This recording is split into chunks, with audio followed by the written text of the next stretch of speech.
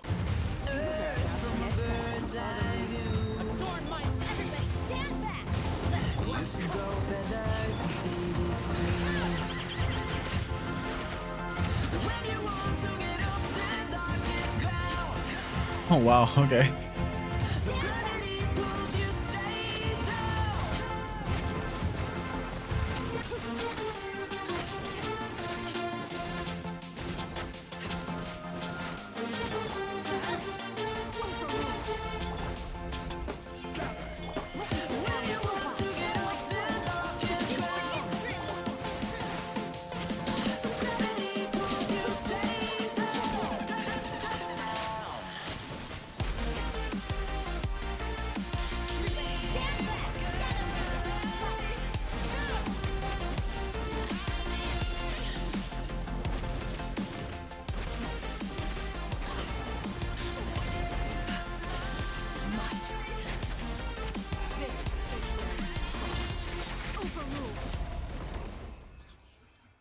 And so yeah, overall, Arlecchino has been one of my favorite characters to play, test out, and just use in general. She's a lot of fun, a great main DPS, not a must pull. Please don't feel pressured to get her, but I feel like a lot of people that invest into her, use her properly, and also go for some key upgrades, as I feel like a lot of people who main a character kind of will eventually, will get a lot of value out of her as a pyro hyper carry. I've had a lot of fun with her. I hope this guide was helpful. If there's anything new I want to add, it will be in a pinned comment because she is a new character. I hope you enjoyed the depth and length of this guide, although I'll try to be faster with releasing my guides day one for new characters, as they've been taking so long. I kind of want to try to get them out earlier. Thanks so much for watching. I hope you enjoyed, and as always, I'll catch you guys in the next one.